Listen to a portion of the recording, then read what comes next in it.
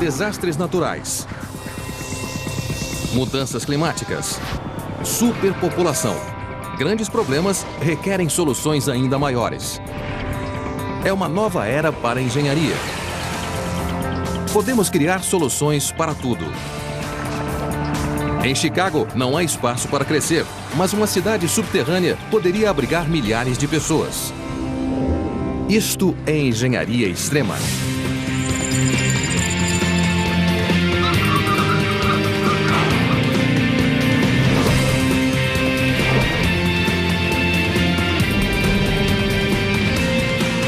Engenharia extrema.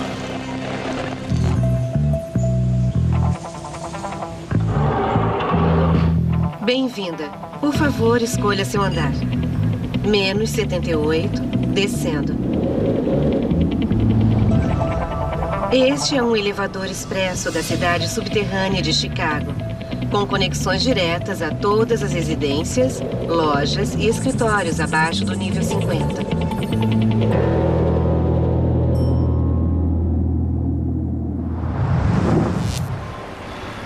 20 anos antes.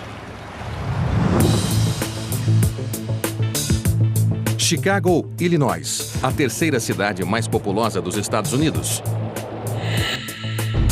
Um visual icônico e uma rede urbana marcada pelos ritmos diários da vida urbana. Mas Chicago é vítima do próprio sucesso. A cidade tem 2.800.000 habitantes e, em virtude disso, torna-se vítima de um ataque diário. Quase 7 milhões de pessoas entram e saem da cidade nos dias úteis. Até mesmo os subúrbios, que antes eram um antídoto ao caos da vida urbana, sofrem com os congestionamentos. Apesar das melhorias no sistema viário interestadual, o trânsito continua piorando. E a exemplo das principais cidades, perde-se 1 hora no trânsito no horário de pico. Em termos de trânsito, a cidade perde apenas para Nova York, custando para os moradores quase 1 semana por ano de tempo perdido. E para a economia local, mais de 4 bilhões de dólares anuais. Quando finalmente chegam ao centro, os moradores do subúrbio encontram o L, um dos sistemas de transporte mais movimentados e mais antigos do país, totalmente saturado, incapaz de acomodar o número de passageiros crescente e o horário de pico cada vez maior.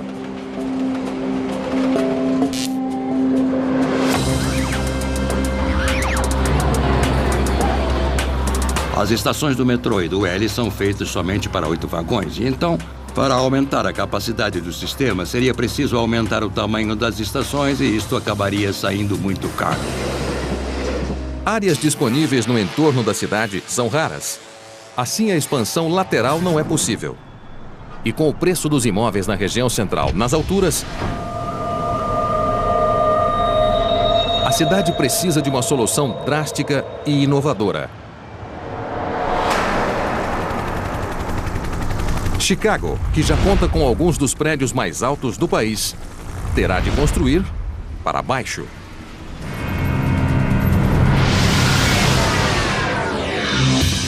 Imagine uma cidade subterrânea, diretamente abaixo do centro, a mais de 400 metros de profundidade, contendo quase 100 andares de apartamentos, escritórios, parques e muito mais. Espaço suficiente para dezenas de milhares de pessoas viverem, trabalharem e se divertirem. É a melhor solução para o problema de falta de espaço na cidade.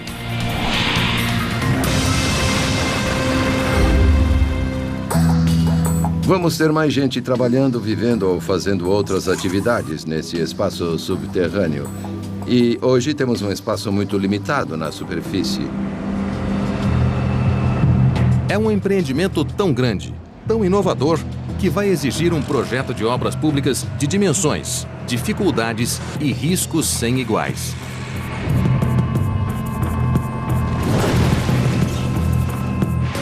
Será necessário escavar mais de 170 milhões de metros cúbicos de rochas. Operários trabalhando incansavelmente sob milhões de habitantes. Para construir espaços habitáveis com novos métodos de ventilação e iluminação? Para garantir que a cidade subterrânea tenha sucesso. Não será fácil, mas talvez seja necessário.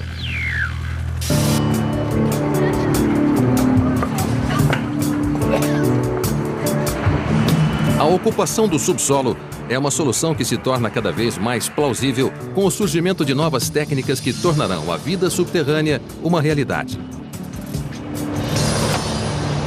Tudo isso é tecnologicamente viável. Tudo vai depender do outro lado da engenharia que nos diz quanto vai custar e quanto vai demorar para construir. Chicago é o local ideal para este experimento ousado. Das cinzas do grande incêndio de 1871, a cidade cresceu para se tornar o epicentro de uma revolução arquitetônica, construindo o primeiro arranha-céu em 1885 e sediando a feira mundial mais influente da história em 1893. Ao construir no subsolo, Chicago ratificará sua reputação como uma das cidades mais progressistas do planeta. Mas talvez não seja a primeira. Amsterdã já propõe a construção subterrânea em um local onde não existe espaço na superfície. Nesta cidade holandesa, onde bondes, pedestres e 550 mil bicicletas disputam espaços nas ruas estreitas, o volume de carros é um problema crescente.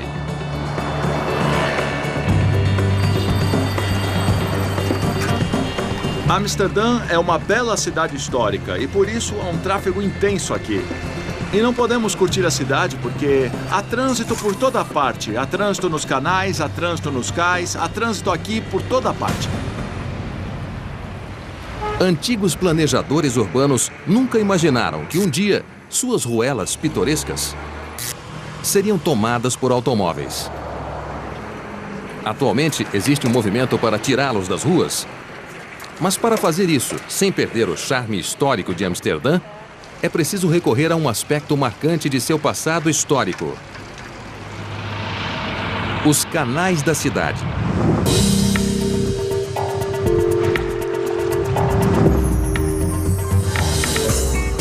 A ideia é construir uma rede de serviços subterrâneos abaixo dos 100 quilômetros de canais da cidade.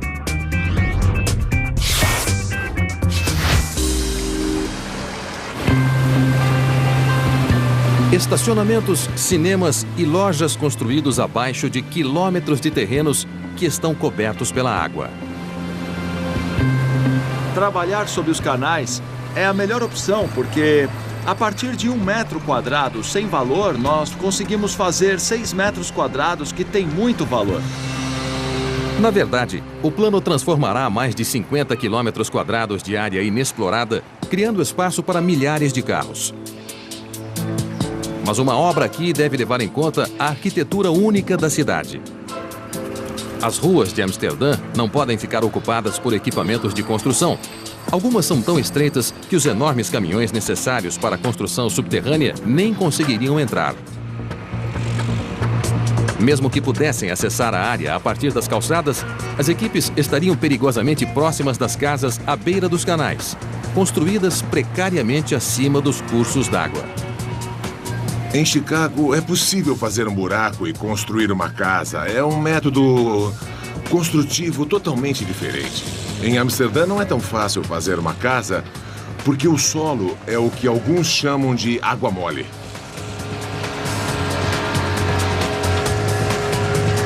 A água mole, ou o solo permanentemente alagado de Amsterdã, torna a construção de estruturas grandes e pesadas quase impossível.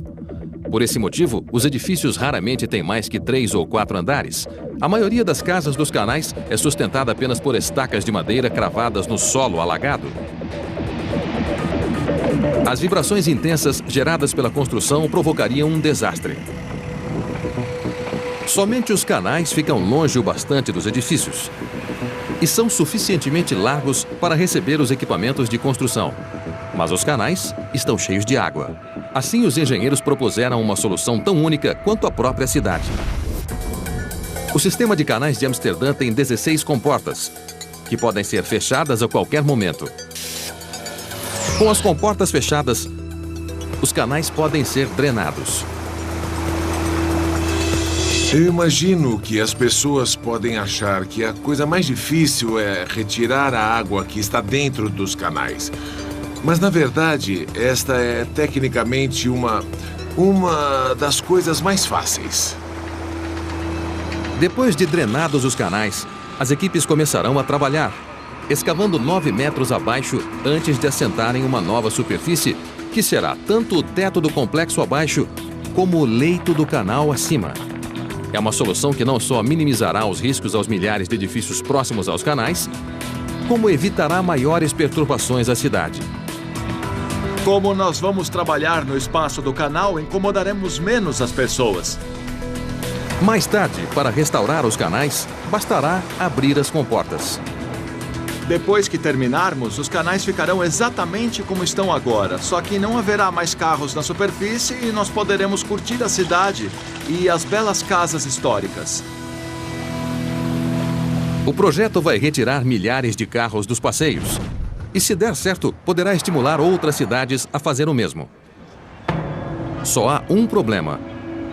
Poucas cidades têm canais por onde acessar suas regiões centrais. Em Chicago, não há como escavar as ruas sem paralisar a cidade e irritar milhões de pessoas.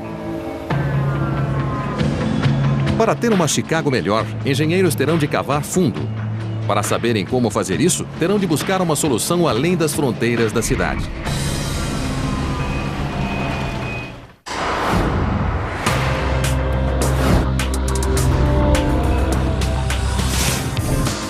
Chicago pode ser o local perfeito para este experimento subterrâneo.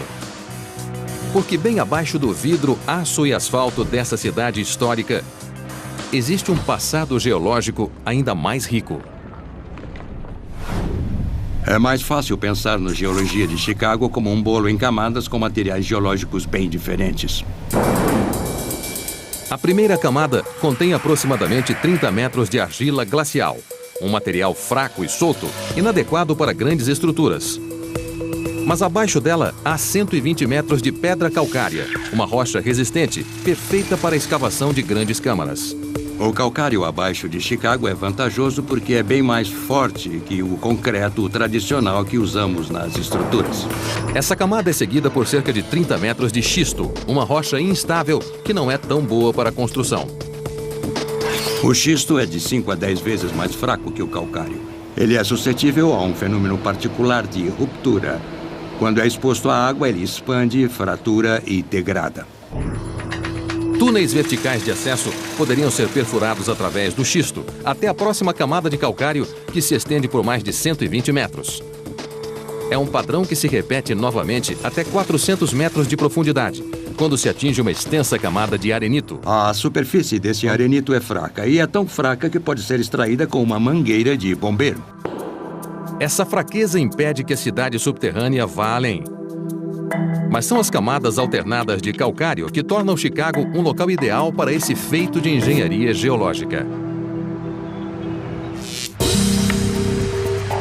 E Chicago já conhece bem a escavação de calcário. Aqui na mina Vulcan, em Naperville, a 45 minutos do centro de Chicago, calcário e dolomita vêm sendo extraídos há mais de 2 anos, com material suficiente para mais algumas décadas.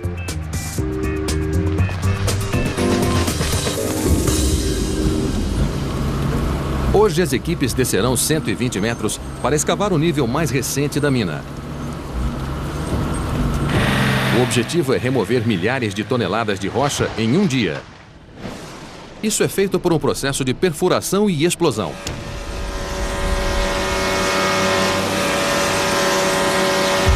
A perfuração é feita pelo Fletcher J352LS. Um equipamento de 385 cavalos faz buracos de 5 metros na rocha. 59 buracos por etapa, que são preenchidos com explosivos, trabalho feito pelo carregador de ANFO. 2 tanques neste caminhão contêm 2.200 quilos de ANFO, nitrato de amônio com óleo combustível. Esse material explosivo é injetado com uma mangueira de ar e detonado em sequência. É um processo lento e metódico. A perfuração e explosão devem ser feitas numa sequência rígida que inclui perfurar, carregar, evacuar, explodir, ventilar, e a dificuldade de transporte de pessoal durante a evacuação limita a um mínimo de 4 a 8 horas por etapa. A segurança é prioritária, mas o processo dá resultados.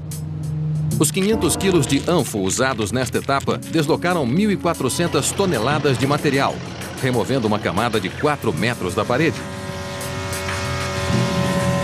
As explosões criam um espaço aberto onde antes havia uma massa sólida de rocha.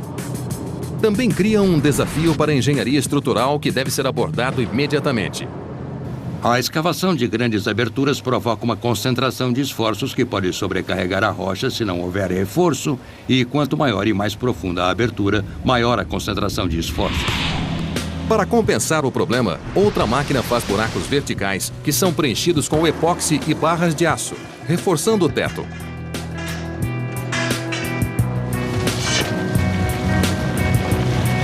Após a explosão, o material escavado é retirado por uma esteira rolante e levado para canteiros de obras na região para ser usado como agregado, um componente essencial ao concreto que poderá ser usado imediatamente em Chicago.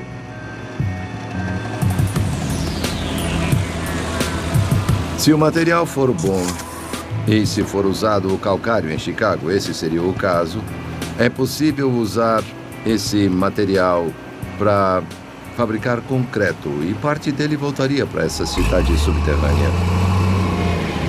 Por que transportar para cima quando podemos mantê-lo lá embaixo e construir a cidade no local? A cidade subterrânea poderia usar parte do material, mas não a totalidade, deixando o material escavado suficiente para pavimentar mais de 50 mil quilômetros de ruas, que poderiam circundar o planeta uma vez e meia. Com a facilidade de escavação, o problema não é abrir espaço para uma nova cidade, mas sim sustentar a existente.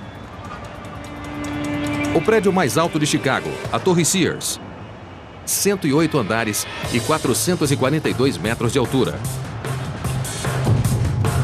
Para sustentá-lo, 200 estacas se estendem a quase 30 metros de profundidade, transferindo o peso do edifício para a rocha no entorno. E esse é somente um prédio. Abaixo de Chicago existe uma verdadeira floresta de fundações e estacas. Se o solo for escavado perto delas, os prédios que elas sustentam podem ter problemas. Se você fizer um buraco bem embaixo da estaca, na extremidade da estaca, ela vai desabar. Por questão de segurança, o primeiro nível da cidade subterrânea deve ser posicionado dezenas de metros abaixo da estaca mais profunda. Mas chegar lá sem fechar ruas, redirecionar quilômetros de linhas de trem ou desviar tubulações de esgoto, águas e serviços seria um enorme desafio. Evitar todos os obstáculos seria a solução mais fácil e barata. Seria importante construir o acesso à cidade subterrânea numa área em que ainda não existam estruturas e serviços. Impedidos de perturbar a vida na cidade, os operários teriam de acessar o canteiro de obras a quilômetros de distância. Outra possibilidade seria promover o acesso com uma rampa em vez de uma descida vertical. Começando em um local periférico, operários e equipamentos seguiriam por um túnel descendente, numa jornada que acabaria cerca de 90 metros abaixo do centro de Chicago. Fundo o bastante para evitar as fundações dos edifícios e toda a infraestrutura da cidade. Lá teria início uma rotina de perfurações e explosões para a construção do primeiro nível, um centro de operações para construir ainda mais fundo. Mas neste processo, seria preciso garantir que as paredes desta nova metrópole subterrânea sejam fortes o bastante para conter as águas do imponente Lago Michigan. Chicago é famosa por duas coisas: seu tamanho e seu frio. Mas um lugar que é maior e mais frio é Moscou. Com 15 milhões de habitantes na região metropolitana e mais de 3 milhões de carros causando os piores congestionamentos do mundo, o crescimento explosivo de Moscou está pondo a cidade em rota de colisão com a catástrofe. A maior prioridade no momento é acabar com o colapso do transporte na cidade e os congestionamentos constantes. A única solução para a capital russa é ir para baixo. Moscou tem um centro histórico. Para construirmos qualquer coisa sem arruinar a arquitetura histórica, nós temos que fazer isso debaixo da terra. A Rússia está realizando diversas obras subterrâneas com 2 novos projetos que visam salvar Moscou de seu próprio sucesso. O primeiro, Shopping Tverskaya, será o maior shopping center subterrâneo da Europa, com 4 andares e ocupando uma área de mais de 32 mil metros quadrados. Mas a construção provoca o desvio de 294 mil carros que percorrem as ruas adjacentes diariamente. E os operários precisam trabalhar perigosamente próximos ao tráfego. O segundo local, a Praça Paveletskaya, um dia será um complexo de 5 andares com centro de compras e estacionamento, integrado à estação de trem acima dele.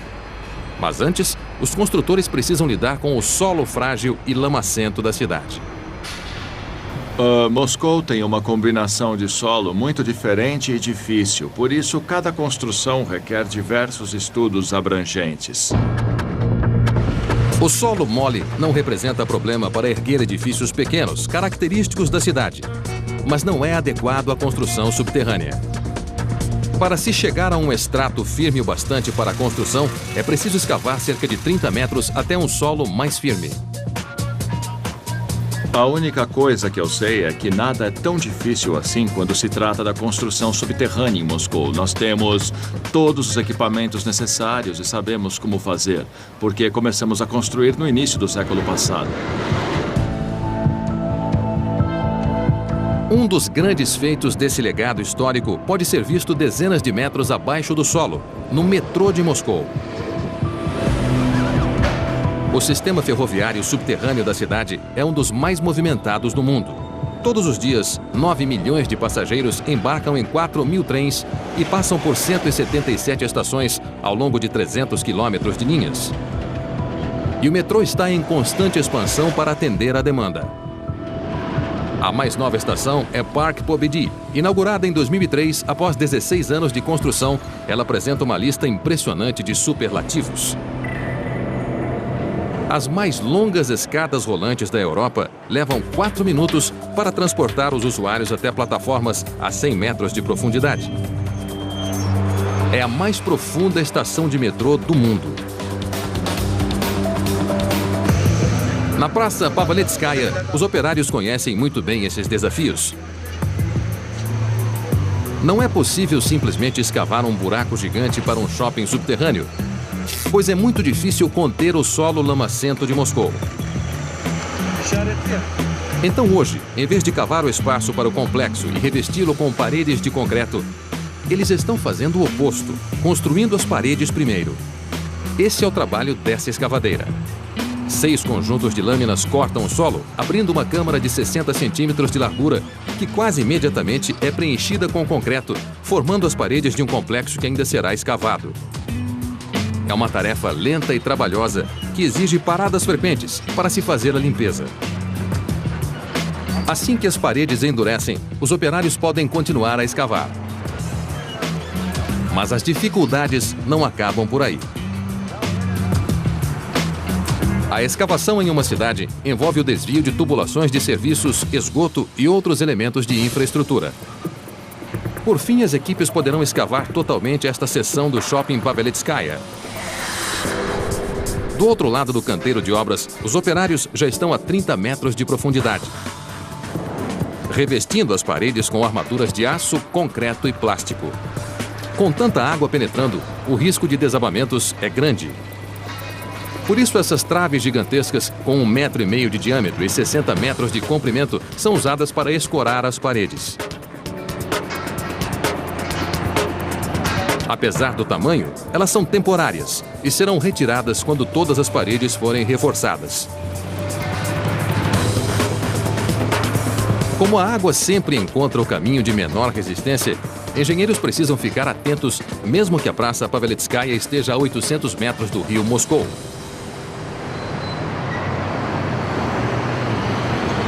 Imaginem os riscos que os operários correrão do outro lado do mundo, em Chicago. Uma cidade localizada às margens de um grande lago. Nós sabemos que o Lago Michigan está logo ali. Então, como evitar que toda aquela água penetre em uma estrutura subterrânea? A invasão da água poderia provocar um desastre. Cada um dos níveis da cidade subterrânea teria de ser extremamente reforçado.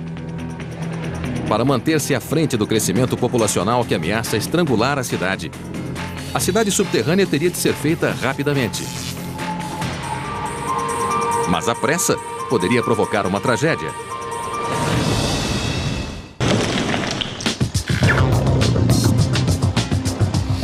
Um dia, a cidade subterrânea de Chicago vai se parecer menos com isto e mais com isto.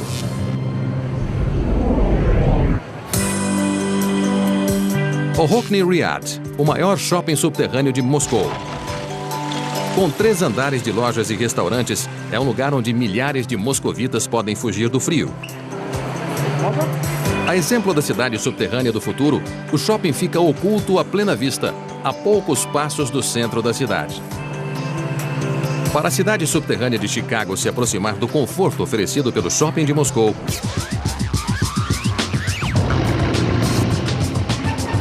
ela terá de resolver uma questão prioritária. Em qualquer mina, a qualidade do ar é fundamental. Durante a construção, engenheiros poderão adotar um método de ventilação usado na mina Vulcan. Este poço vertical suga o ar dos túneis de acesso da mina e o conduz diretamente para cima, assegurando que a poeira e outros poluentes não fiquem muito tempo em suspensão.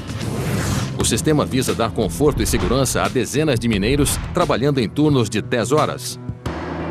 Mas quando se trata de milhares de residentes vivendo sob a terra 24 horas por dia, as necessidades de ventilação tornam-se muito mais complexas. As pessoas ocuparão esses espaços por 50 ou 100 anos, enquanto os mineiros ficam lá durante poucos anos e não várias décadas.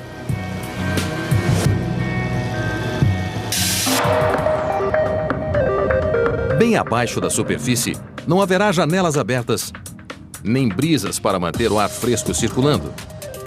A ventilação é um problema que já foi solucionado, bem além das necessidades de qualquer cidade subterrânea em Boston, Massachusetts. Aqui, os engenheiros responsáveis pelo Big Dig, o mais caro projeto público na história dos Estados Unidos, se viram diante de milhares de carros percorrendo mais de 6 quilômetros de túneis diariamente, emitindo toneladas de gases tóxicos. Veículos em movimento fazem o ar circular pelos túneis, mas congestionamentos fazem o ar estagnar, levando ao acúmulo de gases perigosos. Assim, os responsáveis pela obra instalaram um sistema de ventilação complexo para manter o ar em movimento. Perto das aberturas dos túneis, ventiladores de alta pressão fazem o ar circular. Mas com alguns túneis alcançando 36 metros de profundidade, foram necessárias algumas medidas extremas para levar o ar ao subsolo. Bem abaixo deste edifício, no coração de Boston, ficam os pulmões da artéria central do sistema de túneis. Uma edificação de 38 metros de altura capta o ar fresco e o transfere aos túneis abaixo. O ar é sugado através daquelas aberturas que vemos ali atrás e desce para uma câmara de ventiladores e através de uma série de dutos até o túnel. 30 metros abaixo da superfície, em uma enorme sala de entrada, ventiladores gigantescos conduzem o ar fresco poço abaixo. Motores de 400 cavalos são capazes de mover 9.400 metros cúbicos por minuto e de gerar ventos de até 100 km por hora. É um sistema poderoso, baseado em técnicas antigas. A cidade subterrânea de Chicago aplicará boa parte da tecnologia usada em Boston, mas numa profundidade 10 vezes maior. As paredes e pisos da cidade subterrânea estarão repletos de câmaras de ventilação. Ventiladores na parte inferior da cidade puxarão ar fresco através de túneis de admissão localizados na parte superior, de onde descerá 400 metros e circulará por toda a cidade. antes de voltar à superfície para ser expelido. O controle da qualidade do ar durante 24 horas para uma população residente e não apenas para o tráfego de carros exigiria muito mais ventiladores e um sistema de controle que seria os olhos e ouvidos da cidade subterrânea. É algo que daria segurança e tranquilidade aos residentes abaixo de Chicago, caso o impensável acontecesse. Com a construção da cidade subterrânea, um fator do clima lendário de Chicago seria amenizado. Talvez até eliminado totalmente. Há vantagens de se viver no subterrâneo. Por exemplo, não ficaríamos sujeitos aos caprichos do inverno de Chicago. Bem abaixo das ruas da cidade, residentes não teriam de se preocupar com a neve ou com o aquecimento. Porque se existe uma coisa previsível na vida subterrânea, é a temperatura. Não importa o calor ou o frio que esteja fazendo em Chicago. 6 metros abaixo da superfície faz cerca de 13 graus Celsius em qualquer época do ano. Mas quanto maior a profundidade, mais quente será. Graças a um fenômeno chamado gradiente geotérmico. Na superfície, as temperaturas são afetadas pelo Sol e pelas mudanças atmosféricas. Mas até 60 metros de profundidade, a temperatura permanece constante. A partir daí, para cada 30 metros a mais de profundidade, a temperatura sobe cerca de 1 grau Celsius. Felizmente, na cidade subterrânea, os limites geológicos da construção vão garantir que as coisas não fiquem quentes demais. Seria bom estar sempre entre 18 e 20 graus do que sofrer a variação de menos 20 até 40 graus que temos na superfície. O clima constante é uma vantagem que a cidade subterrânea levará sobre a superfície. Mas há uma qualidade com a qual ela não poderá competir. Provavelmente a questão mais importante seria a iluminação em si. Porque sem iluminação artificial, lá embaixo vai ficar totalmente escuro. A luz do dia, tão vital para a saúde e a felicidade humana, só pode vir de uma fonte. Mesmo em Moscou, com apenas 70 dias ensolarados por ano, o shopping center subterrâneo Ortony Riad faz o que pode com clarabóias que decoram o teto e permitem que a luz solar chegue a 3 andares abaixo. É uma solução que funcionaria em Chicago também, até certo ponto. Enormes clarabóias iluminariam os níveis superiores da estrutura, mas mais abaixo não haveria como a luz solar chegar às pessoas. Esse simples fato tornaria a vida na superfície, apesar do frio, a escolha de muitos. Mas se existir uma solução, ela poderá ser encontrada no Centro de Pesquisas da Iluminação do Instituto Politécnico Rensselaer, em Troy, Nova York. Aqui os pesquisadores estudam os efeitos da luz na saúde e no sistema circadiano, o ciclo de 24 horas que todos os seres humanos são programados para seguir. O sistema circadiano segue um padrão regular de 24 horas e esse é um padrão com o qual crescemos ao longo da evolução.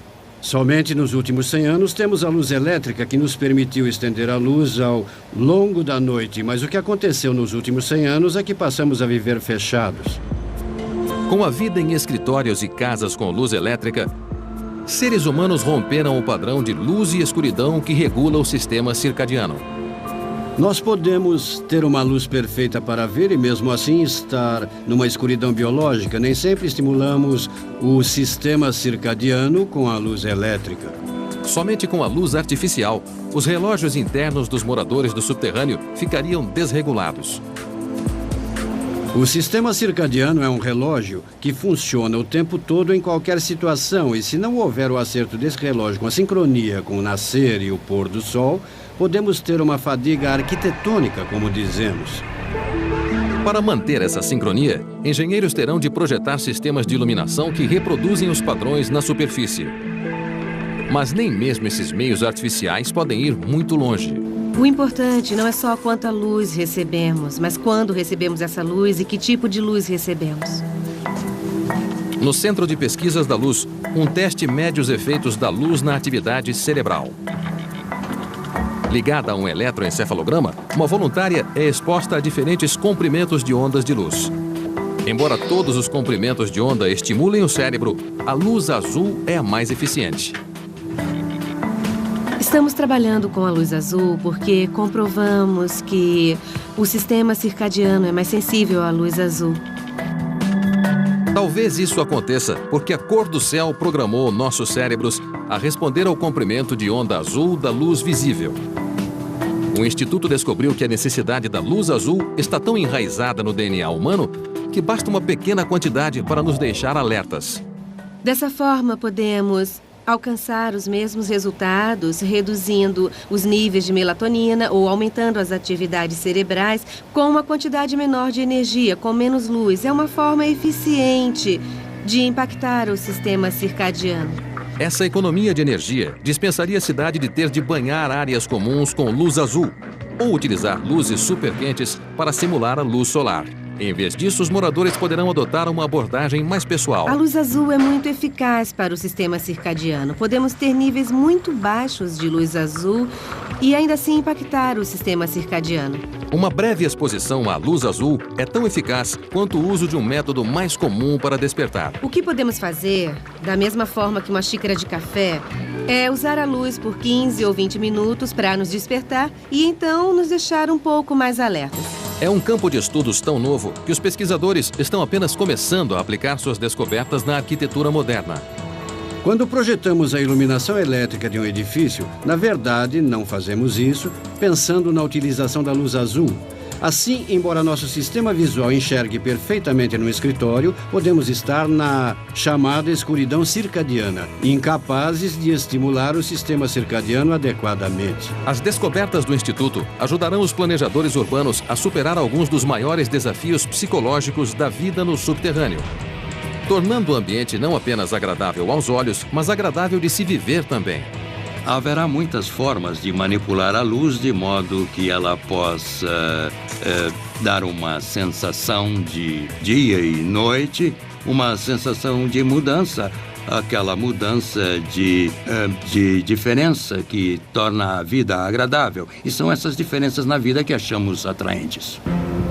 Se compreendermos o sistema, poderemos programar a luz elétrica para fazer tudo o que a luz natural faz. Não existem barreiras tecnológicas que impeçam de dar um padrão regular de luz e escuridão às pessoas. Claro que nada pode se comparar à paisagem, mas isso é algo que os engenheiros podem contornar. Com todos os confortos da superfície, a cidade subterrânea de Chicago poderá se tornar o lar de dezenas de milhares de pessoas. Mas à medida que se expandir para atender a demanda crescente, planejadores poderão se deparar com uma crise surpreendente e perigosa.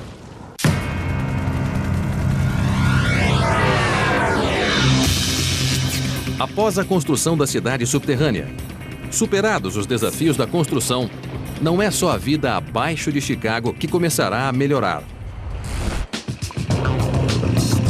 Na superfície, a cidade terá menos gente, menos carros e um sistema de transporte público mais confortável, uma vez que as pessoas não virão mais de fora da cidade, mas debaixo dela.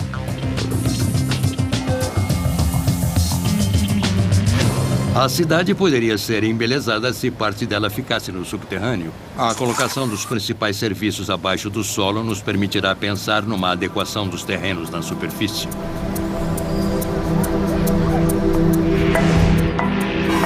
Foi o que aconteceu em Boston, após o Big Dig.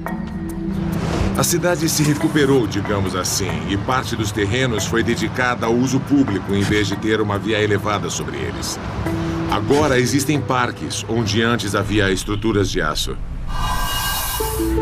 As melhorias na superfície poderão ajudar a obter apoio para a expansão da cidade subterrânea. Mas a escavação contínua abaixo dos arranha-céus de Chicago poderá gerar oposição. E a cidade subterrânea terá de navegar em território desconhecido. O estado de Illinois é dono do fundo do lago a partir da margem e não há prédios lá. Talvez seja muito mais barato e mais rápido continuar a cidade subterrânea a partir da margem do lago.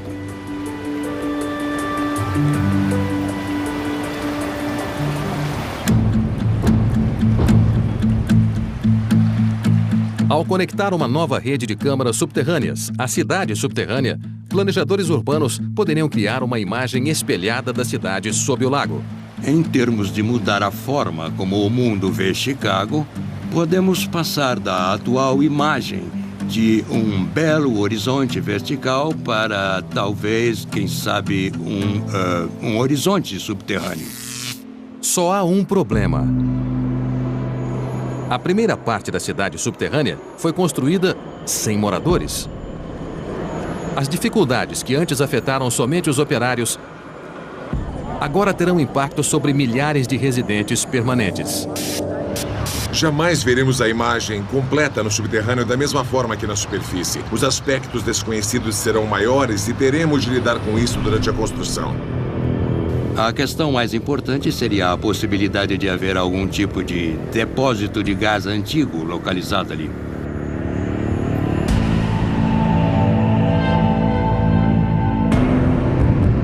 Se os operários acidentalmente atingirem um duto de gás oculto, as consequências poderiam ser desastrosas. Vamos! Planos de evacuação seriam muito semelhantes aos adotados atualmente em arranha-céus. No momento, só podemos pensar no caso de prédios altos. Quantos elevadores seriam necessários, quantas escadas seriam necessárias. As mesmas discussões teriam de ser feitas para as instalações subterrâneas. Mas a centenas de metros abaixo da superfície, essas considerações seriam invertidas. Com os elevadores inoperantes, as escadas seriam a única saída. Quem estiver no nível inferior teria de subir o equivalente a um prédio de 100 andares para escapar. Algo inviável para crianças pequenas, idosos ou deficientes. As emergências exigiriam reações rápidas por parte das autoridades, que isolariam os pontos problemáticos do restante da cidade, expelindo os gases nocivos. Os desafios tecnológicos da construção no subterrâneo podem ser superados. Pode custar mais ou custar menos, mas sob o aspecto tecnológico, não há muita coisa que não possamos fazer atualmente. Os desafios psicológicos já são outra história. A questão é quanto tempo uma pessoa passaria no subterrâneo. Qual é o limite em que ela vai dizer, não quero mais fazer isso? Mas com as cidades superlotadas, lutando para lidar com o crescimento populacional, essas preocupações poderão ser superadas pela necessidade prática. Os moradores de Chicago levarão algum tempo para aceitar a necessidade de viver no subsolo. Daqui a 10 ou 15 gerações, se as pessoas não tiverem outra opção a não ser viver no subterrâneo, elas vão aceitar isso. Eu acho que o ser humano é uma espécie muito resistente e se acostuma a coisas que não achávamos que se acostumaria. Por isso eu acho que os humanos vão se acostumar a viver no subterrâneo e eu acho que eu também me acostumaria. Um dia, pessoas no mundo todo farão mais que apenas comprar ou dirigir abaixo da superfície. Um dia, poderemos viver lá.